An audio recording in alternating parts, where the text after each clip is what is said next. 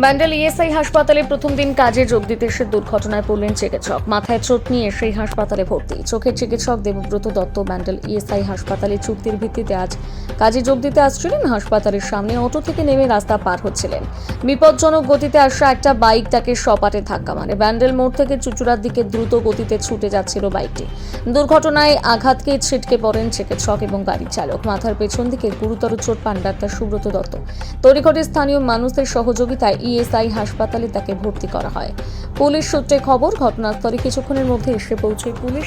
Bike চালককে আটক করা হয়েছে।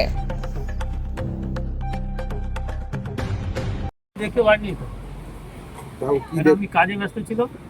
কিন্তু একটা জিনিস দেখলাম যে একটা বাইক মারলো, লোকটা ওইখানটা পড়ে গেল। বাইকটা সরকে এসে এখানটা উঠিয়ে এসছে, এসে একটা টোটো এদিক দিয়ে ঘুরছিল, সেই টোটোতে বাইকটা থেকে। প্রচন্ড স্পিডে ছিল বাইক। হ্যাঁ, স্পিডে না থাকলে তো এরকম তো হবেই না। কি বলবেন, মাঝে মধ্যে তো এই মুখের অ্যাক্সিডেন্ট আবার হচ্ছে। একটা বাম্পার ছিল, বাম্পারটা সরিয়ে দিয়েছে। বাম্পারটা থাকলে সেরকম অ্যাক্সিডেন্ট কদিন আগেই তো একটা ছেলে মারা গেল এই রোডে। কিছু বাগানে মারা গেল। এই লোকটা ভালো, একটা মাছ মায়ের কি হবে না হলেও যে অ্যাক্সিডেন্টটা প্রায় হয়ে যায়। এই যে অ্যাক্সিডেন্ট হলো, ইনি একজন ডাক্তার বাবু। হ্যাঁ, ওনার এখন সার্জারি হচ্ছে। কি নাম আপনার? আমার নাম রাজেশ মুখার্জি। কি দেখলেন? আমরা দাঁড়ানো চা খাচ্ছিলাম, পাশে হঠাৎ করে দেখছি যে একটা ভদ্রলোক এদিকে তাকিয়ে অটো থেকে নামছে। আমার পরে ওই দিক থেকে ব্যান্ডেল দিক থেকে একটা বাইক মানে খুব জোরেই আসছিল, এসে ওনার সঙ্গে ধাক্কা মেরে উনি পড়ে যায় এবং বহু পরিমাণে ব্লাড বেরোচ্ছিল। আমরা তোলাতুলি করে ওকে এসে হসপিটালে নিয়ে গেলাম। তারপরে পরে জানতে পারলাম যে উনি ইএসআইয়ের একজন ডাক্তার। তিনি এখানেই প্রথম আজকে জয়েনিং করবে এবং প্রথম স্যার ইএসআইকে সব কাগজপত্র দেখাতেন, যেহেতু কাগজের ব্যাগ ট্যাগ সব আমার কাছে মোবাইল করেছিল। ওনারা দেখার পরে পরিচয় নিয়ে ওনারা ওখানে রয়েছে এবং এখন একটু সুস্থ হচ্ছে এবং চোট দেখলেন কিরকম অবস্থা দেখলেন? প্রচন্ড পরিমাণে ব্লিডিং হচ্ছিল। কোন জায়গাটা ফেটেছিল? মাথার পিছন দিক। তারপরে আমরা ধরাধরি করে নিয়ে গেলাম। কথা বলতে পারছিলেন? তখন কথা বলতে পারছিলেন না। যে মেরেছে তাকে ধরা হয়েছে? তাকেও ধরা মানে কে ধরলো? ধরে নি, উনিও তো ভালোভাবে ইনজুয়ার্ড হয়েছে, অল্প বয়সের ছেলে। ওনারা রেখেছে, স্যারেরা এলো, সব এসে ডিটেলসটা নিল এবং চলছে। পরিবারের সাথে যোগাযোগ হয়েছে কোনোভাবে? ওনার সঙ্গে যোগাযোগ বলতে ওনার মিসেসও নাকি ডাক্তার, যাই হোক ওর অনেক বন্ধুরাই ডাক্তারবাবুর আছে, ওরা সব করে। কি বলবেন, ব্যান্ডেলে তো এই বারবার অ্যাক্সিডেন্ট হচ্ছে। বারবারই অ্যাক্সিডেন্ট হচ্ছে। প্রথম কথা ইএসআই হসপিটালের সামনে যে প্রথম দিকে বাম্পার ছিল, এখন বাম্পারগুলো নেই। আর দ্বিতীয়ত তো ট্রাফিকও নেই, নিয়ন্ত্রণ করবে। আমার মনে হয় যে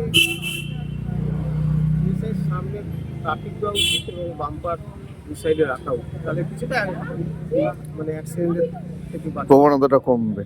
বাইকের কি দোষ ছিল? কি দেখে মনে হলো যে বাইকটা কি বাইকেরই দ্রুত দোষ। গতিতে এসছে? বাইকেরই দোষ ছিল, খুব রানিংয়ে ছিল।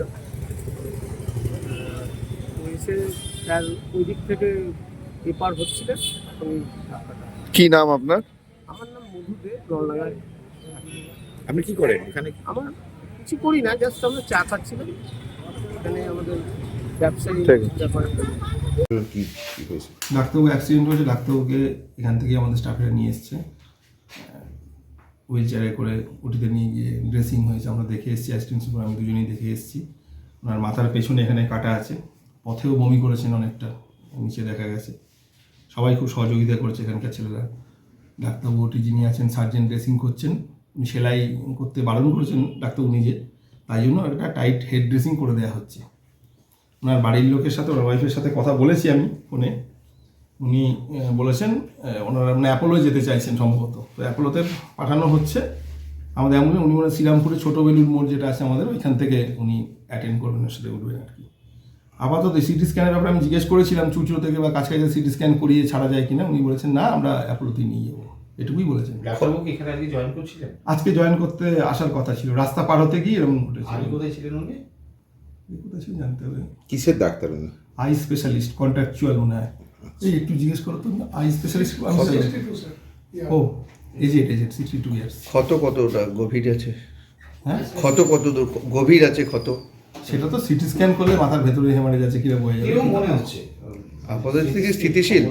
কথা আমার সাথে কথা বললেন ঘুম আসছে, ড্রাউজি, এখন যে কোনো দিকেই যেতে পারে।